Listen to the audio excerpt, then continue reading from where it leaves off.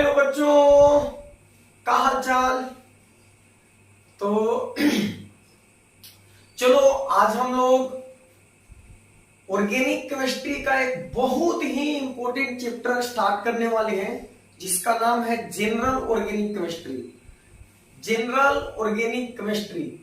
और बच्चों, इस चैप्टर की जितनी तारीफ की जाए, जितना इसके बारे में बात किया जाए कम है, क्योंकि ये बहुत ही ज्यादा इंपॉर्टेंट है। मोस्ट इंपॉर्टेंट टॉपिक आप कह सकते हो, और आप इसे ऑर्गेनिक का एबीसीडी भी बोल सकते हो। अगर आपको ऑर्गेनिक केमिस्ट्री अच्छे से सीखना है, जेई और नीट का क्वेश्चन सोल्व करना है आसानी से, तो आपको जनरल ऑर्गेनिक केमिस्ट्री आना ही चाहिए। आप इसे स्किप करके नहीं जा सकते हो।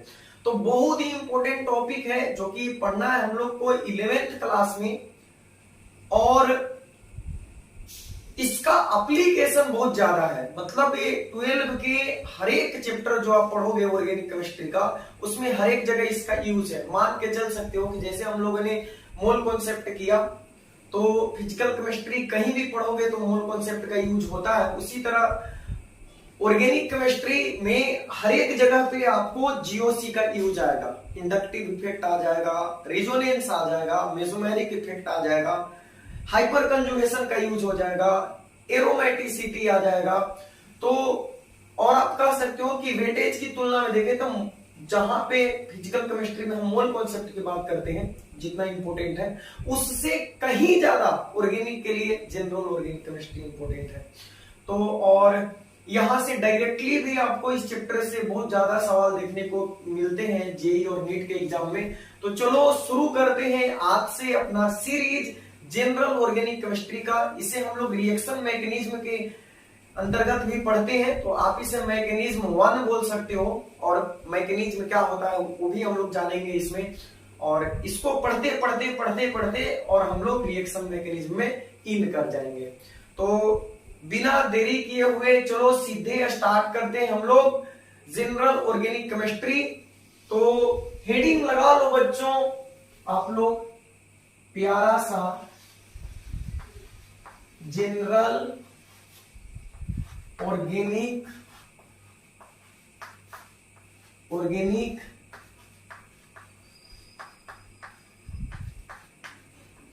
केमिस्ट्री। इसे प्यार से हम लोग जीओसी भी बोलते हैं। लोग तो इसको गॉड ऑफ ऑर्गेनिक केमिस्ट्री भी बोलते हैं। गॉड ऑफ ऑर्गेनिक केमिस्ट्री, इतना ज्यादा इंपॉर्टेंट है। तो चलो आज के बाद सब हम लोग सीखना शुरू कर देंगे, लेकिन सबसे पहले हम बात करते हैं जनरल ऑर्गेनिक केमिस्ट्री में हम सीखेंगे क्या। तो बच्चों, इसमें हम लोग सीखने वाले हैं रिएक्शन के बारे में। ऑर्गेनिक रिएक्शन जो होता है वो कई स्टेप में पूरा होता है। पहले कोई रिएक्टेंट होता है, रिएक्टेंट आपस में कंबाइन करके कोई इंटरमीडिएट का निर्माण करते हैं, फिर इंटरमीडिएट जो है वो प्रोडक्ट में कन्वर्ट होता है। तो इस दौरान कई सारे काम उसमें होता है, और उन सब का डिटेल स्टडी हम लोग करने वाले हैं। तो ऑर्गेनिक केमिस्ट्री का मान के चलो कि हम लोग इस ऑपरेशन करने वाले हैं, तो बहुत अच्छे तरीके से करेंगे। आप जुड़े रहना हमसे, और हम आपके लिए नए नए कंटेंट लेकर आते रहेंगे। तो मुश्किलों से भाग जाना आसान होता है, मुश्किलों से भाग जाना आसान होता है। हर पहलू जिंदगी का इम्तिहान होता है। डरने वाले को कुछ नहीं मिलता, पर लड़ने वालों के कदमों में जहान होता है। तो इन्हीं बातों के साथ शुरू करते हैं अपना प्यारा सा चैप्टर जनरल ऑर्गेनिक केमिस्ट्री। तो चलो बच्चों, इसमें हम लोग देखते हैं। तो आज का लेक्चर आप बिल्कुल ध्यान से देखना, लिखने पे कम ध्यान देना, और जो मैं बोलूं उस पे ज्यादा ध्यान देना। तो शुरू करते हैं। देखो, सबसे पहले तो बात हमें करना है रिएक्शन के बारे में कि रिएक्शन कैसे कंप्लीट होता है। तो पहले तो रिएक्शन की बात जब करोगे तो उसमें सबसे पहला टर्म अपने मन में क्या आएगा? Chemical equation. केमिकल इक्वेशन, रासायनिक समीकरण, तो बताओ केमिकल इक्वेशन क्या होता है। देखो केमिकल इक्वेशन कुछ नहीं, ये होता है symbolic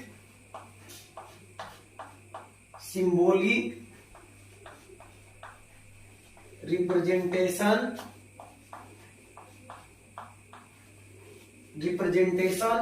of chemical change, symbolic representation of chemical change. तो जिस तरह से मैं रात में जाग रहा हूं उस तरह कबूतर भी गर्दा उड़ा के रखे हैं। केमिकल इक्वेशन क्या होता है बच्चों? Symbolic representation of chemical change, यानी रासायनिक परिवर्तन होता है कहीं पे, कोई रासायनिक परिवर्तन होता है, कोई केमिकल चेंज होता है, तो उसको जब हम सांकेतिक रूप से लिख देते हैं, सिंबॉलिक रूप से रिप्रेजेंट कर देते हैं, सांकेतिक शब्दों में उसको व्यक्त कर देते हैं, तो उसी को बोलते हैं हम लोग केमिकल इक्वेशन। और आप सब जानते हो कि केमिकल इक्वेशन में रिएक्टेंट होते हैं, ठीक है, रिएक्टेंट्स होते हैं। अब रिएक्टेंट एक भी हो सकता है, दो भी हो सकता है, ठीक है। तो रिएक्टेंट रिएक्शन करके किस में कन्वर्ट होता है बच्चों? प्रोडक्ट में कन्वर्ट होता है। रिएक्टेंट किस में कन्वर्ट हो जाता है? प्रोडक्ट में कन्वर्ट होता है। अब देखो इसका थोड़ा सा ना हम लोग ऑपरेशन करते हैं। ये जो रिएक्टेंट है ना, रिएक्टेंट ये दो प्रकार के होता है। रिएक्टेंट अपने पास दो प्रकार के होता है। कौन कौन? एक को हम लोग बोल देते हैं सबस्ट्रेट,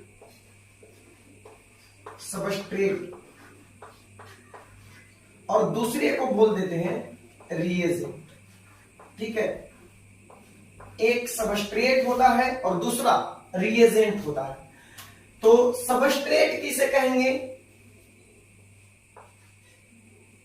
जो होता है वो होता है Bing attack,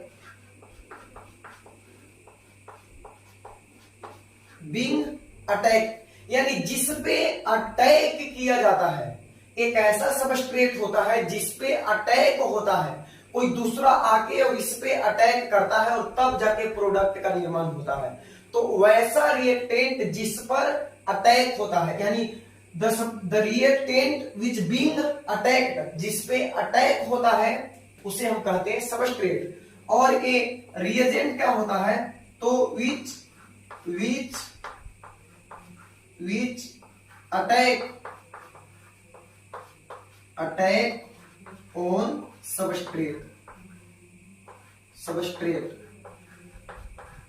substrate.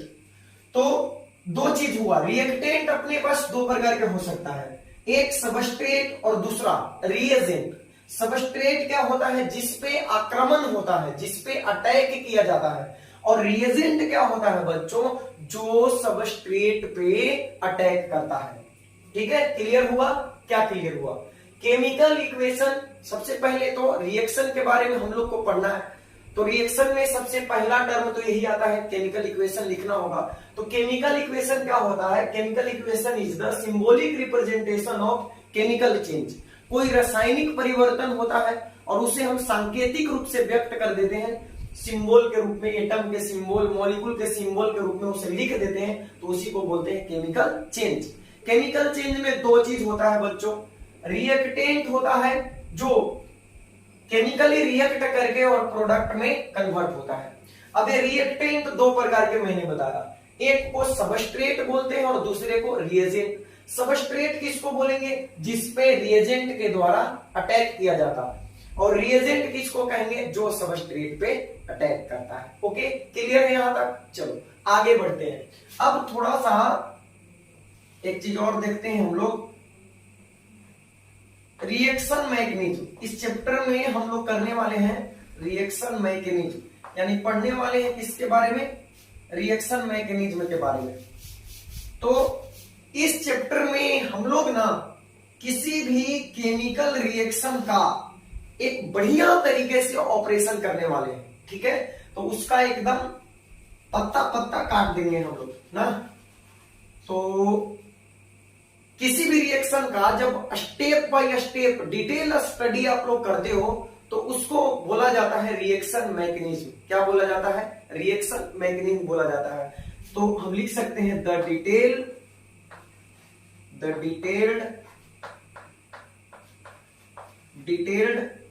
Step by step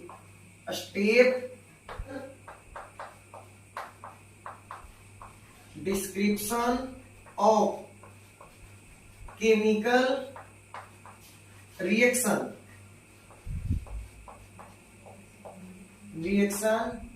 is called its mechanism. तो आपने कई बार सुना होगा रिएक्शन मैकेनिज्म क्या होता है? कुछ नहीं होता है। जब हम किसी केमिकल रिएक्शन को बहुत अच्छे तरीके से ऑपरेशन करते हैं, यानी बहुत अच्छे तरीके से उसका स्टेप बाय स्टेप, एक एक स्टेप का स्टडी करते हैं, तो उसी को बोला जाता है रिएक्शन मैकेनिज्म। तो लिखा हुआ है आपके सामने, the detailed step by step description of chemical reaction is called its mechanism. तो बच्चों, इस चैप्टर में हम लोग फुल्ली रिएक्शन मैकेनिज्म के बारे में पढ़ने वाले हैं, यानी रिएक्शन में क्या क्या होता है। तो रिएक्शन मैकेनिज्म में हम इसके बाद इन करेंगे। पहले रिएक्शन मैकेनिज्म को पढ़ने के लिए कुछ टूल्स चाहिए, ठीक है? उन टूल्स का स्टडी हम लोग जीओसी में करते हैं। तो लिख लीजिए इतना, फिर बढ़ते हैं यहां से आगे।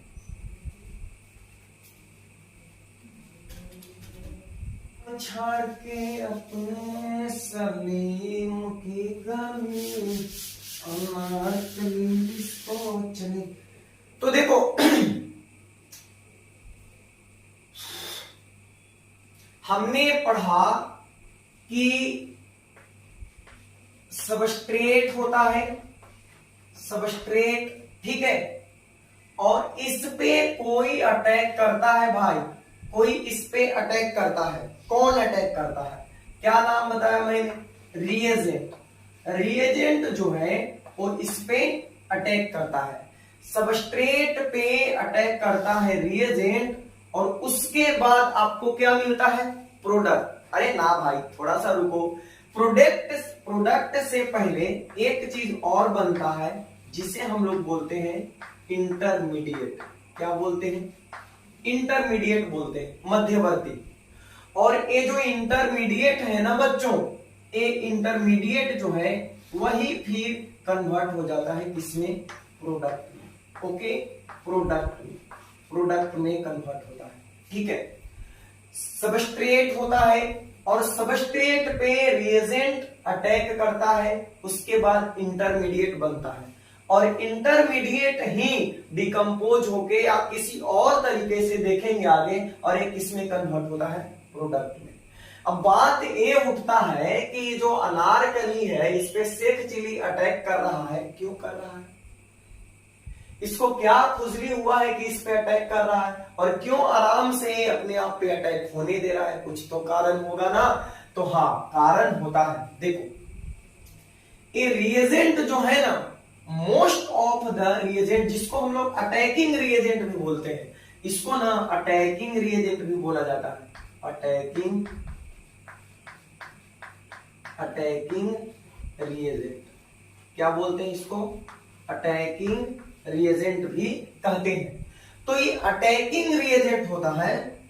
Most of the attacking reagent, most of the attacking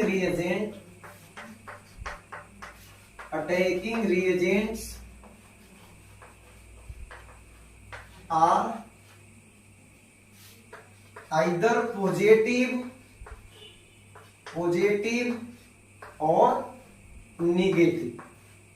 तो मैक्सिमम जो रिएजेंट होते हैं, मैक्सिमम की बात हो रही है, इसका मतलब ये नहीं कि सबके सब नहीं, लेकिन जितने रिएजेंट होते हैं उनमें से मैक्सिमम या तो पॉजिटिव चार्ज वाले होते हैं या फिर नेगेटिव चार्ज वाले होते हैं। ओके, या तो पॉजिटिव चार्ज वाले होंगे या फिर नेगेटिव चार्ज वाले। तो ये तो जानते हो ये लोग कितना खड़ूस होता है, बहुत ज्यादा खड़ूस होता है। इसको कहीं नेगेटिव देखा कि नहीं कि लार टपकाने लगेगा, ठीक है, और इसको कहीं पे पॉजिटिव दिखाई देगा तो वहां पे डोरा डालने लगेगा, ठीक है। तो दोनों की अपनी अपनी समस्या है। ए कहीं भी इसको निगेटिव दिखाई देगा तो ये जाके वहां पे अटैक करेगा, और ये निगेटिव है तो जहां पे इसे पॉजिटिव दिखाई देगा वहां पे जाके अटैक करेगा। इसलिए मैंने बोला कि this is Anarkali and this one is sex chili. ठीक है, निगेटिव पॉजिटिव, तो निगेटिव पे कौन अटैक किया? पॉजिटिव। अगर ए सेक्स चिली तो फिर ये क्या? अनारकली डिस्को चली।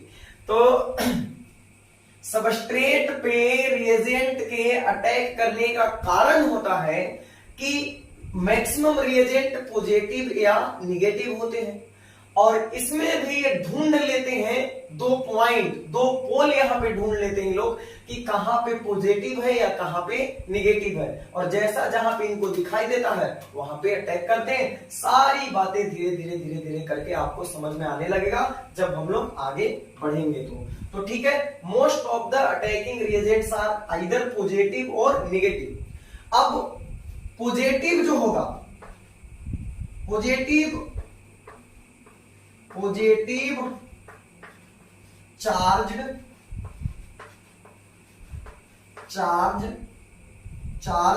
Reagent attacks where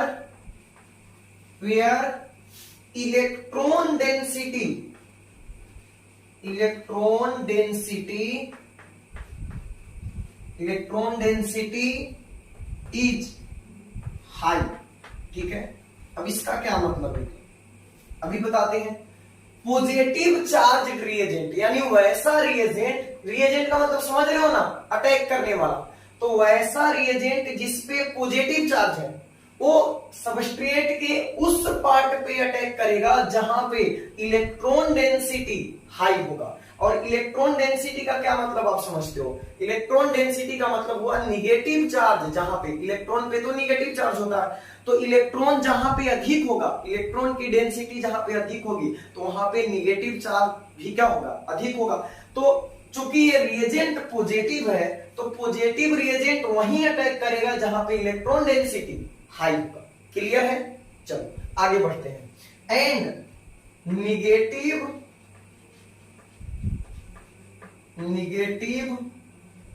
charge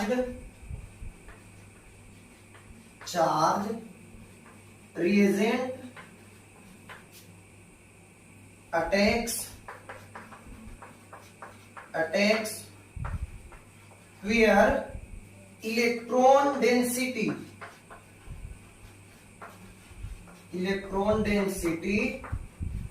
is low। ठीक है, तो पॉजिटिव वाला वहां अटैक करेगा जहां पे इलेक्ट्रॉन की डेंसिटी हाई होगी, और निगेटिव वाला वहां अटैक करेगा जहां पे इलेक्ट्रॉन की डेंसिटी कम होगी। तो सिंपल सी बात है, निगेटिव चार्ज इस पे तो खुद है, रिएजेंट पे निगेटिव चार्ज है, तो अनारकली के पास क्या झोंटा झोंटी करने जाएगा? बच्चों बताओ ना जरा, सोचो ना तुम ही, नहीं ना जाएगा।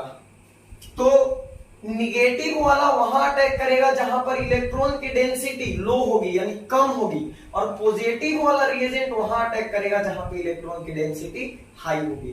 तो लिख लो इसको पहले, सबस्ट्रेट का मतलब होता है अभिकारक। ठीक है, और इस पे रिएजेंट यानी अभिकर्मक जो है अटैक करता है। तो सबस्ट्रेट पे रिएजेंट का अटैक हुआ, इंटरमीडिएट बना, और इंटरमीडिएट फिर कन्वर्ट होता है किसमें? प्रोडक्ट में। लेकिन यहाँ पे बात अगर हम रिएजेंट की करें, जिसे कभी कभी अटैकिंग रिएजेंट भी कहा जाता है, अटैकिंग रिएजेंट, क्योंकि अटैक करते हैं ना, आक्रमण करते हैं। तो ये जो अटैकिंग रिएजेंट होते हैं या तो पॉजिटिव होते हैं या निगेटिव, न्यूट्रल भी हो सकते हैं, लेकिन मैक्सिमम या तो पॉजिटिव होते हैं या निगेटिव होते हैं। ठीक है, तो पॉजिटिव चार्ज वाला वहां अटैक करेगा जहां पर इलेक्ट्रॉन की डेंसिटी हाई होगी, और निगेटिव चार्ज वाला वहां अटैक करेगा जहां पर इलेक्ट्रॉन की डेंसिटी लो। ओके, लिखो इतना, फिर बढ़ते हैं आगे। अब देखो हम लोग बात करते हैं, मैंने बोला था कि जब हम लोग ऑर्गेनिक रिएक्शन का स्टेप बाय स्टेप स्टडी करने वाले हैं, वो भी बहुत डिटेल्स में। तो किसी भी ऑर्गेनिक रिएक्शन में कितने स्टेप आपको देखने को मिल सकते हैं? तो steps involve in organic organic reaction, और आप इसमें मैकेनिज्म भी लगा सकते हो कि ऑर्गेनिक रिएक्शन के मैकेनिज्म में कितने स्टेप इन्वॉल्व होते हैं। तो देखो बारी बारी से हम लिखते हैं। सबसे पहला स्टेप होता है पोलैरिटी। पोलैरिटी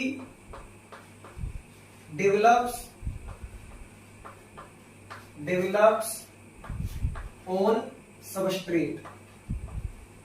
ये रिएक्शन में सबसे पहला काम होता है किसी केमिकल रिएक्शन में, किसी ऑर्गेनिक केमिकल रिएक्शन में, ठीक है। थोड़ा सा धैर्य रखो, धीरे धीरे एक एक पॉइंट का हम अच्छे से आपको एक्सप्लेन करेंगे, एक एक पॉइंट को, कुछ भी बाहर नहीं जाएगा दिमाग से, ठीक है।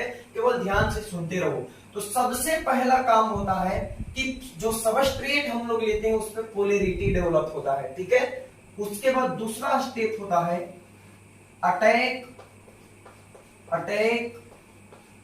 Of reagent.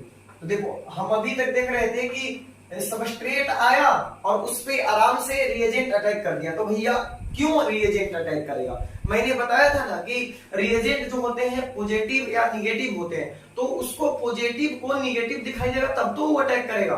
तो पोलैरिटी सबस्ट्रेट पे आना चाहिए, सबस्ट्रेट के पास भी इधर पॉजिटिव और निगेटिव चार्ज दिखाई पड़ना चाहिए रिएजेंट को। तो सबसे पहले तो सबस्ट्रेट पे पोलैरिटी डेवलप होगा, ठीक है। कैसे होगा, क्या होगा, वो सब देखेंगे आगे। थर्ड पॉइंट होगा बॉन्ड फिजन।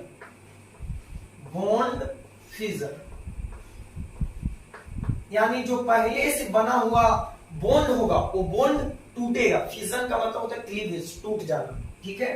चौथा स्टेप होगा फॉर्मेशन ऑफ इंटरमीडिएट। फॉर्मेशन जैसे जैसे आगे बढ़ेंगे धीरे धीरे सारा पर्दा खुलता जाएगा। पहली बार हम लोग देख रहे थे तो पहले तो सबस्ट्रेट पे रिएजेंट का अटैकिंग हो रहा था, लेकिन अब देख रहे हैं कि पहले पोलैरिटी डेवलप होता है। अब देखो बीच में तीसरा स्टेप आ गया बॉन्ड फ्यूजन, उसके बाद फॉर्मेशन ऑफ इंटरमीडिएट हुआ। इंटरमीडिएट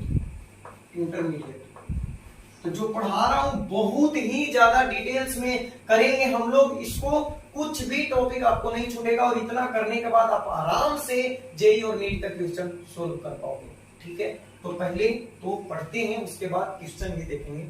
फॉर्मेशन ऑफ इंटरमीडिएट पांचवा स्टेप होगा जिसमें हम लोग स्टेबिलिटी के बारे में देखेंगे। स्टेबिलिटी ऑफ इंटरमीडिएट, यानी जो इंटरमीडिएट बना वो कितना स्टेबल है। और सबसे लास्ट स्टेप होगा बच्चों फॉर्मेशन ऑफ प्रोडक्ट। तो ये 6 स्टेप के बाद हमें प्रोडक्ट मिलता है। किसी ऑर्गेनिक रिएक्शन में ये 6 स्टेप होते हैं, तब जाके एक रिएक्शन कंप्लीट होता है। आप सोचते हो कितना आसान है सब कुछ ना, आराम से CH4 लिए और इसको Cl2 के साथ रिएक्शन करा दिए in presence of ultraviolet light, और CH3Cl बन गया और HCl बन गया, आराम से अपना काम हो गया। चलो खाना खाओ, आराम करो, हो गया काम खत्म। इतना आसान थोड़ी ना होता है बच्चों। अब इसका जब देखोगे यही रिएक्शन है ना, तो इसमें ये सब तो होगा ही, उसके बाद 3 स्टेप होता है, ठीक है। Chain initiation step, chain propagation step, chain termination step. तो जब सब कुछ सीख जाओगे सब, तब आपको इस रिएक्शन में बहुत सारी चीजें देखने के बाद आपको दिखाई देने लगेगा, ठीक है। तो ऑर्गेनिक केमिस्ट्री एक तीसरा आंख आपको प्रदान करता है, जिससे अभी आप इस रिएक्शन को देख रहे हो तो कोई विशेष चीजें नहीं दिखाई दे रही है। हम लोग सिर्फ इतना देख पा रहे हैं CH4 क्लोरीन के साथ अल्ट्रावायलेट लाइट की उपस्थिति में रिएक्शन किया तो क्लोरोमीथेन बन गया और HCl बन गया। लेकिन जब आप रिएक्शन मैकेनिज्म सीख जाओगे, जब आपको जीओसी आ जाएगा, तो इसमें ना बहुत सारा स्टेप आपको दिखाई देने लगेगा कि ये कैसे टूटा, ये कैसे टूटा, फिर बीच में क्या बना, उसके बाद क्या बना, बहुत सारी चीजें दिखाई देगी। बहुत मजा आने वाला है इस चैप्टर में, मुझे भी और आपको भी, ठीक है। तो चलो अब इस सब को हम लोग देखते हैं बारी बारी से क्या होता है। बस ध्यान से सुनना, लिखना कुछ नहीं है। अभी हम लोग जब आगे पढ़ेंगे अपना टॉपिक स्टार्ट करेंगे तब लिखना शुरू करेंगे। अभी तो चुपचाप चीजों को आप एकदम समझो, दिमाग में बैठाओ कि क्या हो रहा है। तो बच्चों सबसे पहला किसी रिएक्शन में, जैसे R है, कोई रिएक्टेंट है और किसमें कन्वर्ट हो रहा है, प्रोडक्ट में कन्वर्ट हो रहा है, तो सबसे पहला काम होगा कि रिएक्टेंट पे पोलैरिटी आएगा। और पोलैरिटी का मतलब होता है, पोलैरिटी का मतलब होता है कि या तो इस पे पॉजिटिव चार्ज आएगा या फिर इस पे निगेटिव चार्ज आएगा। यही हुआ पोलैरिटी का मतलब कि जो सबस्ट्रेट है ना, सबस्ट्रेट उस पे या तो पॉजिटिव चार्ज आएगा या फिर निगेटिव चार्ज किसी तरह जनरेट होगा। अब कैसे जनरेट होगा तो बात को समझना, फिर इसका डिटेल्स में हम लोग धीरे धीरे आगे का लेक्चर जैसे जैसे बढ़ेगा वैसे वैसे एक एक चीजों को पढ़ते जाएंगे। ठीक है, तो सबसे पहले ब्रीफली हम चारों चीजों को, इसमें जो 4-6 पॉइंट है सबको हम आपको समझा देते हैं। तो पोलैरिटी कैसे डेवलप होगा ध्यान से समझना। जैसे अपने पास बच्चों CH3Cl, ठीक है, CH3Cl, अब यहां पे इसको रिएक्शन कराना है OH माइनस के साथ, मतलब H2O के साथ या NaOH के साथ, किसी के साथ जहां पे OH माइनस प्रेजेंट है, जहां से OH माइनस हमें मिल सकता है। तो अब देखो OH माइनस पे निगेटिव चार्ज है, मतलब आप तो इसको पहचान ही गए होंगे कि ये अटैकिंग रिएजेंट है ना, अटैकिंग रिएजेंट है। मैंने बताया था कि most of the attacking reagent जो होते हैं उनपे या तो पॉजिटिव चार्ज आपको दिखाई देगा या निगेटिव चार्ज दिखाई देगा। तो यहाँ पे निगेटिव चार्ज दिखाई दे रहा है, इसका मतलब ये अटैकिंग रिएजेंट है, ये अटैक करने वाला है।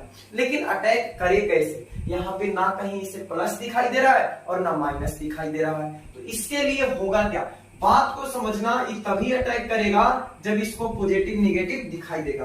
तो देखो कैसे यहाँ पे पॉजिटिव निगेटिव जनरेट होता है, कैसे पोलैरिटी यहाँ पे आता है। ये क्लोरीन है ना बच्चों, क्लोरीन इसकी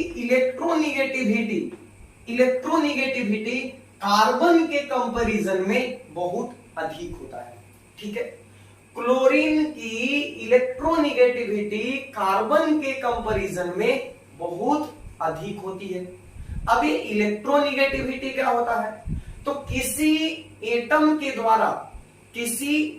द्वारा कोवैलेंट बॉन्ड में इलेक्ट्रॉन को अपनी तरफ खींचने की जो एबिलिटी होती है, जो कैपेसिटी होती है, जो क्षमता होती है, उसको हम लोग बोलते हैं इलेक्ट्रोनिगेटिविटी।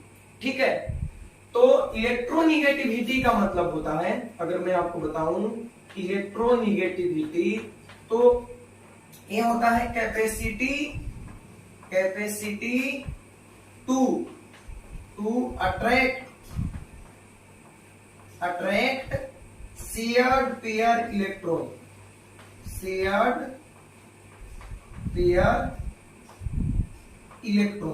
यानी साझे के इलेक्ट्रॉन को। यहाँ पे बॉन्ड कैसे बना होगा, तो एक इलेक्ट्रॉन इस कार्बन का होगा बच्चों और एक इलेक्ट्रॉन इस क्लोरीन का होगा। दोनों शेयरिंग किया होगा, शेयरिंग करने के बाद इनके बीच सिंगल बॉन्ड बना होगा। तो ये जो 2 इलेक्ट्रॉन है ना, इसमें कार्बन का एक क्लोरीन का है, इसी को हम शेयर्ड पेयर इलेक्ट्रॉन कहते हैं। तो शेयरिंग करके बॉन्ड तो बन जाता है, लेकिन जो एटम ज्यादा इलेक्ट्रोनिगेटिव होते हैं, जैसे कौन कौन एटम ज्यादा इलेक्ट्रोनिगेटिव होते हैं, देखो फ्लोरीन सबसे ज्यादा इलेक्ट्रोनिगेटिव है, यानी मान के चलो ये सब जो इलेक्ट्रोनिगेटिव एटम है ना, बहुत ज्यादा बेईमान एटम है। ये लोग, बेईमान आदमी क्या करता है, किसी की संपत्ति को अपनी तरफ खींच लेता है, अपनी तरफ कर लेता है। तो उसी तरह ये जो इलेक्ट्रोनिगेटिव एटम होते हैं वो शेयर्ड पेयर इलेक्ट्रॉन को, यानी साझे के इलेक्ट्रॉन को, जिस इलेक्ट्रॉन से बॉन्ड बना है उस इलेक्ट्रॉन को अपनी तरफ खींच लेते हैं। ना सिर्फ अपना वाला बल्कि इसका वाला भी, ये जो इलेक्ट्रॉन है इसको अपनी तरफ खींच लेगा। ठीक है, तो फ्लोरीन सबसे ज्यादा खींचेगा, फिर क्लोरीन, और इसके लगभग बराबर जो होता है फ्लोरीन के बाद तो भाई ऑक्सीजन आता है, फ्लोरीन उसके बाद ऑक्सीजन, उसके बाद क्लोरीन और नाइट्रोजन लगभग आपस में बराबर खींचते हैं। उसके बाद हो गया ब्रोमीन, उसके बाद आपका हो गया आयोडीन, उसके बाद आप फास्फोरस वगैरह, ये सब जो एटम है ये सब आते हैं। तो ये जो देख रहे हो फ्लोरीन, ऑक्सीजन, नाइट्रोजन, क्लोरीन, ये जो है ये मोस्ट इलेक्ट्रोनिगेटिव एटम है, मोस्ट इलेक्ट्रोनिगेटिव एटम है। ये जो है वो मोस्ट इलेक्ट्रोनिगेटिव एटम है। एक किसी के साथ कोवैलेंट बॉन्ड बनाएंगे तो उसके इलेक्ट्रॉन को अपनी तरफ खींच लेंगे। तो बच्चों होगा क्या, आप समझ रहे हो ना, क्लोरीन की इलेक्ट्रोनिगेटिविटी कार्बन के कंपैरिजन में बहुत अधिक है। तो ये क्लोरीन क्या करेगा, इस शेयर्ड पेयर इलेक्ट्रॉन को अपनी तरफ खींचेगा। ओके, शेयर्ड पेयर इलेक्ट्रॉन को यानी साझे के इलेक्ट्रॉन को क्लोरीन अपनी तरफ खींचेगा। क्यों खींचेगा, क्योंकि क्लोरीन की इलेक्ट्रोनिगेटिविटी कार्बन की तुलना में अधिक है। क्लोरीन ज्यादा बेईमान है किससे, कार्बन से। तो क्लोरीन कार्बन के इलेक्ट्रॉन को अपनी तरफ खींचेगा और इलेक्ट्रॉन को खींचेगा, क्योंकि इलेक्ट्रॉन पे निगेटिव चार्ज होता है। तो क्लोरीन पे अब कैसा चार्ज आ जाएगा, थोड़ा सा निगेटिव चार्ज आ जाएगा। ठीक है, क्योंकि इलेक्ट्रॉन को कौन खींच रहा है, क्लोरीन, और इलेक्ट्रॉन पे निगेटिव चार्ज होता है। तो इलेक्ट्रॉन जहां जाएगा उस पे निगेटिव चार्ज आएगा। तो क्लोरीन पे डेवलप हो गया थोड़ा सा निगेटिव चार्ज और उतना ही पॉजिटिव चार्ज डेवलप हो गया कार्बन पे, क्योंकि कार्बन का इलेक्ट्रॉन खींचा गया है। ये डेल्टा है, डेल्टा का मतलब स्मॉल अमाउंट होता है। तो डेल्टा निगेटिव का मतलब थोड़ा सा क्लोरीन पे निगेटिव आ गया है और थोड़ा सा कार्बन पे पॉजिटिव आ गया है। तो देखो बच्चों, खुद से इस पे पोलैरिटी डेवलप हो गया कि नहीं हो गया, हुआ कि नहीं, पॉजिटिव निगेटिव आया कि नहीं। तो ये अनारकली अब तो इशारा कर दी कि सेक्सुअली इधर को चली। तो कार्बन पे पॉजिटिव और क्लोरीन पे निगेटिव आ गया। अब OH माइनस आराम से अटैक कर सकता है। कहां अटैक करेगा, पॉजिटिव चार्ज पे। तो पहला स्टेप बच्चों जो हम लोग लिखे थे, पोलैरिटी डेवलप्स ऑन सबस्ट्रेट, यानी सबस्ट्रेट पे सबसे पहले क्या होता है, पोलैरिटी डेवलप होता है। पोलैरिटी कैसे डेवलप होता है, तो आपने देखा कि इस तरह से होता है, दोनों एटम के इलेक्ट्रोनिगेटिविटी में डिफरेंस होता है। तो एक जो इलेक्ट्रोनिगेटिव एटम, अब आपके मन में सवाल आएगा कि डिफरेंस नहीं भी हो सकता है, उसकी बात भी अब आगे करेंगे, लेकिन अभी जनरल एग्जांपल से आपको समझा रहे हैं कि मैक्सिमम केस में क्या होता है कि दोनों एटम के इलेक्ट्रोनिगेटिविटी में डिफरेंस होता है। तो डिफरेंस होता है तो जो ज्यादा इलेक्ट्रोनिगेटिव एटम होगा वो इलेक्ट्रॉन को अपनी तरफ खींचेगा। एकदम कहानी की तरफ समझो, एकदम सिंपल सी बात है, कोई बड़ी बात इसमें नहीं है। बेईमान आदमी क्या करता है, बेईमान आदमी मान लो दो आदमी साझेदारी से एक बिजनेस खोला, अब जो बेईमान होगा सारा पैसा अपनी तरफ अपनी झोली में डालता जाएगा, दूसरा को कंगाल बना देगा। वही चीज यहाँ पे हो रहा है। कार्बन और क्लोरीन बहुत अच्छे से दोस्ती करके साझेदारी करके तो बिजनेस स्टार्ट किया, बॉन्ड बनाया, लेकिन क्लोरीन निकला बेईमान और ये क्या किया कि शेयर पेयर इलेक्ट्रॉन को, यानी जो पूंजी था जिससे बॉन्ड बना था, उसी को अपनी तरफ खींच लिया। जब अपनी तरफ खींच लिया तो इस पे आ गया निगेटिव, क्योंकि इलेक्ट्रॉन पे होता है निगेटिव, और इलेक्ट्रॉन पे निगेटिव तो इस पे पॉजिटिव आ गया, क्योंकि इसका इलेक्ट्रॉन गया। तो अब यहाँ पे पोलैरिटी डेवलप हो गया कि नहीं हो गया, बताओ। पॉजिटिव पोल निगेटिव पोल, पोलैरिटी डेवलप हुआ कि नहीं। तो सबसे पहला स्टेप में होता है पोलैरिटी डेवलप होता है। तो पहला स्टेप हमारा कंप्लीट हुआ। अब देखो दूसरा स्टेप, अटैक ऑफ रिएजेंट। तो ये तो बेचारा ताक में था, शेख चिली, कब मौका मिले कि अनारकली पे अटैक किया जाए। तो यहाँ पे देखो पॉजिटिव दिखाई दे रहा है कि नहीं दिखाई दे रहा है, पॉजिटिव दिखाई दे रहा है। तो यहाँ पे OH माइनस जो है तो जाके और इस पे अटैक करेगा। ठीक है, OH माइनस यानी जो अटैकिंग रिएजेंट है, अटैकिंग रिएजेंट जो है वो जाके, और यहाँ पॉजिटिव दिखाई दे रहा तो इस पे जाके अटैक करेगा सेकेंड स्टेप में। तो सेकेंड स्टेप हमारा कंप्लीट हुआ। ठीक है, अब देखो जब यहाँ पे अटैक किया तो अब इसका क्या काम है। ठीक है, अब इसका ये दोनों अलग से बॉन्ड बना लिया ना। तो जब बसंती और वीरू आपस में मिल गया तो इस गबरे का क्या काम है यहाँ पे भाई, ये गबरा यहाँ पे क्या काम कर रहा है। ठीक है, तो जब रिएजेंट यहाँ पे अटैक करेगा, तो रिएजेंट अटैक करेगा तो आप देखो जरा, थोड़ा सा दिमाग लगाना। कार्बन 4 बॉन्ड बनाता है, तो 4 बॉन्ड बनाता है तो 3 हाइड्रोजन था, एक क्लोरीन था, 3 अब 1 4 तो था इसके पास ऑलरेडी। अब ये और जाके यहाँ पे अटैक किया तो 5 बॉन्ड थोड़ी ना कार्बन बनाएगा भाई, तो यहाँ से एक वो तो बाहर निकलना होगा। ठीक है, तो कौन बाहर निकलेगा? ये गबरा बाहर निकलेगा। ये बहुत बहुत तंग कर रहा था, नाच बसंती नाच, नाच बसंती नाच। तो अभी वीरू आ गया यहाँ पे। अब OH जाके यहाँ पे अटैक किया तो क्लोरीन जो है ये बॉन्ड टूटेगा, ये बॉन्ड अब टूटेगा, ये बॉन्ड टूटेगा और क्लोरीन यहाँ से बाहर हो जाएगा। तो देखो तीसरा स्टेप है बॉन्ड फ्यूजन, यानी बंधन का टूटना। ठीक है, थर्ड स्टेप क्या हुआ? बॉन्ड का टूटना। ये थर्ड स्टेप हुआ बच्चों। पहला स्टेप में पोलैरिटी डेवलप हुआ, प्लस माइनस इलेक्ट्रोनिगेटिविटी डिफरेंस के कारण, और जब पोलैरिटी डेवलप हो गया तो रिएजेंट अटैक कर दिया। अब रिएजेंट अटैक करेगा तो एक जो है यहां से बाहर निकलेगा, यानी पहले से बना हुआ बॉन्ड टूटेगा। तो पहले से बना हुआ बॉन्ड टूटेगा और इसी को हम लोग बोलते हैं बॉन्ड फ्यूजन। अब ये बॉन्ड फ्यूजन भी होता है ना, दो प्रकार के होता है बॉन्ड फ्यूजन, दो प्रकार के, होमोलाइटिक फ्यूजन और हेट्रोलाइटिक फ्यूजन। तो इसकी बात हम लोग करेंगे आगे के लेक्चर में। बॉन्ड फ्यूजन यानी यहाँ पे जो बंधन टूटता है ये दो प्रकार से टूटता है, एक को बोलते हैं होमोलाइटिक क्लीवेज और दूसरे को बोलते हैं हेट्रोलाइटिक क्लीवेज। इसकी बात बाद में करेंगे। अभी तो आप समझो कि बॉन्ड टूटा, बॉन्ड टूटा। ठीक है, अब बॉन्ड टूटने के बाद क्या होगा बच्चों की फॉर्मेशन ऑफ इंटरमीडिएट होगा, यानी मध्यवर्ती का निर्माण होगा, मध्यवर्ती का निर्माण होगा। अभी मध्यवर्ती के निर्माण का क्या मतलब है?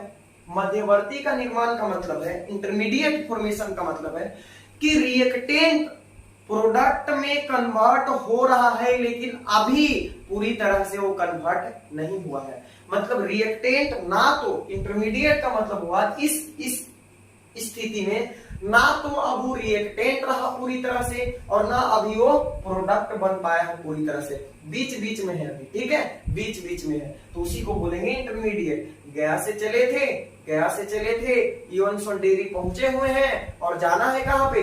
जाना है, मान लो हमें जाना है वाराणसी, बनारस जाना है। तो बीच में हो, बीच बीच में पहुंचे हुए हो, अब ना तुम गया ही रहे और ना बनारस ही पहुंचे हो, तो उसको बोलेंगे इंटरमीडिएट स्टेट। तो वही यहाँ पे है। ठीक है, तो ये टूटने के बाद ये तुरंत प्रोडक्ट में कन्वर्ट नहीं होता है, बीच में कुछ और भी बहुत सारे बनते हैं स्पीसीज, जैसे कार्बोकेटाइन बन जाता है, कार्बेन आयन बन जाता है, कार्बीन बन जाता है, फ्री रेडिकल बन जाता है, तो उसे हम लोग बोलते हैं इंटरमीडिएट। ठीक है, उसके बाद हम लोग देखते हैं स्टेबिलिटी ऑफ इंटरमीडिएट।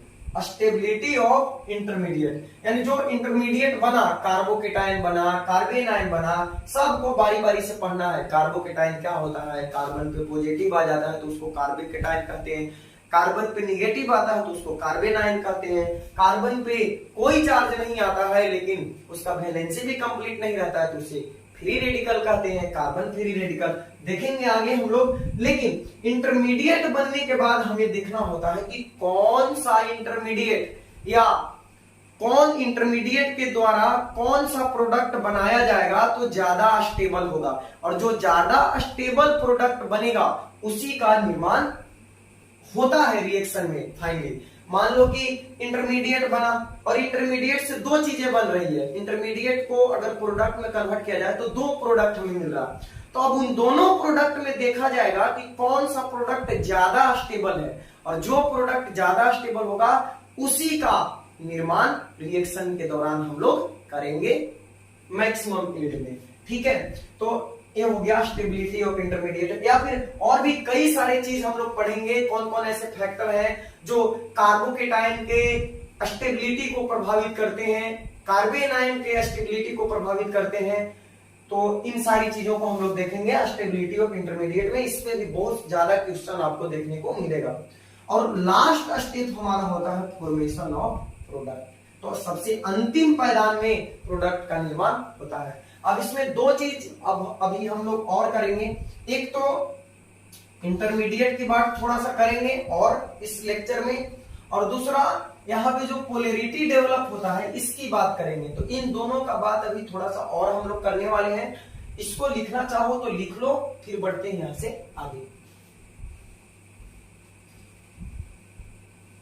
मैंने बताया आपको कि सबसे पहले जो रिएक्टेंट में सबसे पहले ऑर्गेनिक रिएक्शन में क्या होगा, तो सबस्ट्रेट पे पोलैरिटी डेवलप होगा।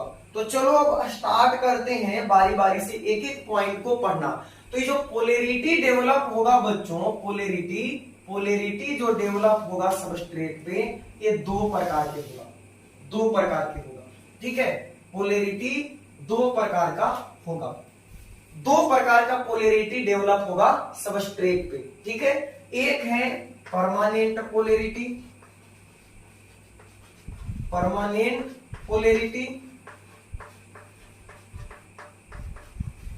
और दूसरा है, तो पहला हो गया परमानेंट पोलैरिटी और दूसरा है टेम्पोरेरी पोलैरिटी। तो पोलैरिटी भी ना दो प्रकार के जनरेट होगा, दो प्रकार के पोलैरिटी डेवलप होगा सबस्ट्रेट पे। एक परमानेंट यानी अस्थाई पोलैरिटी, अस्थाई ध्रुवीयता, और दूसरा टेम्पोररी यानी कुछ समय के लिए पोलैरिटी जनरेट होगा और उसके बाद समाप्त हो जाएगा। तो परमानेंट पोलैरिटी में देखो हम लोग को क्या क्या पढ़ना है। पहले इंडक्टिव इफेक्ट के बारे में, जो कि बहुत ही इंपॉर्टेंट इफेक्ट है ऑर्गेनिक केमिस्ट्री में। इंडक्टिव इफेक्ट हम लोग करने वाले हैं सबसे पहले, इंडक्टिव इफेक्ट।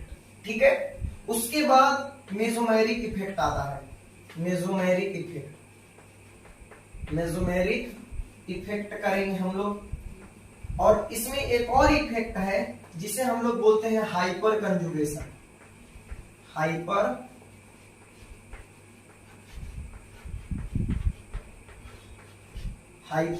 कंजुगेशन, ठीक है। तो ये तीन इफेक्ट के बारे में हम लोग पढ़ने वाले हैं परमानेंट पोलैरिटी में। और उसके बाद टेम्पोररी पोलैरिटी की अगर बात करें तो इसमें दो इफेक्ट हम लोग पढ़ेंगे। एक तो है इलेक्ट्रोमेरिक इफेक्ट, जो 12वीं क्लास में बहुत काम आता है, इलेक्ट्रोमेरिक इफेक्ट, और दूसरा है इंडक्टोमेरिक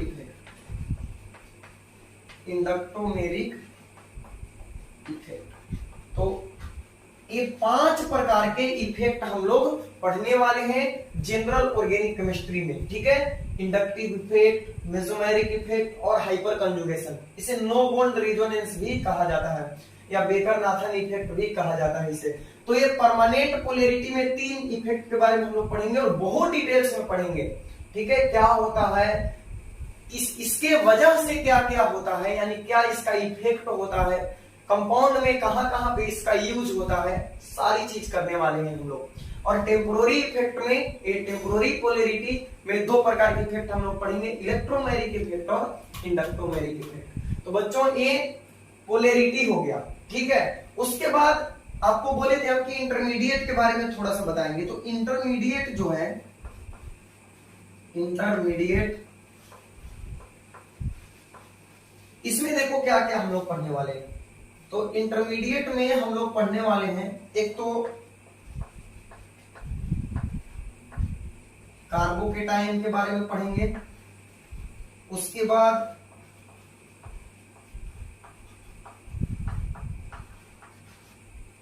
कार्बन आयन के बारे में पढ़ेंगे, उसके बाद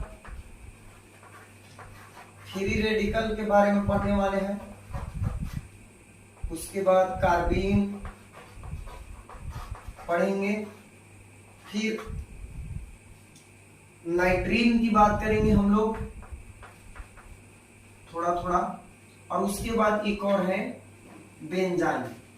तो इतनी सारी इंटरमीडिएट होते हैं, carbocation, carbon ion, free radical, carbene, नाइट्रीन और बेंजाइन। तो ये इंटरमीडिएट के बारे में भी हम लोग यहाँ पे पढ़ने वाले हैं जीओसी में। तो बच्चों ये सारा इफेक्ट हम लोग लेक्चर बाय लेक्चर पढ़ेंगे। अगला लेक्चर जो होगा वो अपना आएगा इंडक्टिव इफेक्ट पे। ठीक है, सबसे पहले हम लोग इंडक्टिव इफेक्ट करेंगे, फिर उसके बाद मेसोमेरिक करेंगे, फिर हाइपर कंजुगेशन करेंगे, फिर इलेक्ट्रोमेरिक, इंडक्टोमेरिक। इस तरह से करके हम लोग जान जाएंगे कि किसी सबस्ट्रेट पे कैसे पोलैरिटी डेवलप होता है। ठीक है, अब इसको इतना आप छोटा मत मान के चलना कि 5 इफेक्ट पढ़ना है तो बस बारी बारी से फिजिकल केमिस्ट्री जैसा थोड़ा थोड़ा पढ़ लिए, डिफाइन कर लिए, थोड़ा सा डेरिवेशन कर लिए, थोड़ा सा न्यूमेरिकल बना लिए, काम खत्म। ये इसको मतलब ये समुद्र है, समुद्र। जितना अंदर इसमें जाओगे, जितना अंदर जाओगे, उतना चीजें नया नया देखने को आपको मिलेगा। तो अगर इसको बहुत डेप्थ में पढ़ाया जाए तो कोई कोई टीचर इसको 3 मंथ पढ़ाते हैं, मैं भी आपको चाहूँ तो 3 से 3.5 मंथ इसको आराम से पढ़ा सकता हूँ। लेकिन हम लोग चूंकि टाइम कम है तो कोशिश करेंगे कि सिलेबस भी इस टाइम से कंप्लीट हो। तो उसके बाद देखो, उसके बाद फिर हम लोग अब रिएजेंट के बारे में पढ़ना है। तो रिएजेंट, अटैकिंग रिएजेंट 2 प्रकार का होता है, इलेक्ट्रोफाइल हो गया, न्यूक्लियोफाइल हो गया, ठीक है। तो इस तरह से करेंगे। उसके बाद फिर और भी इंटरमीडिएट के बारे में पढ़ना है। तो बहुत चीज आपको इसमें सीखना है, तो जुड़े रहिए। और एक चीज मैं आपको बताता हूँ ऑर्गेनिक केमिस्ट्री के बारे में। इसको मान के चलो कि ऑर्गेनिक केमिस्ट्री को एक सांप है, हाँ, किसी ऋषि मुनि का सांप है, कि जिसको आएगा उसको पूरा आएगा और नहीं आएगा तो बिल्कुल नहीं आएगा।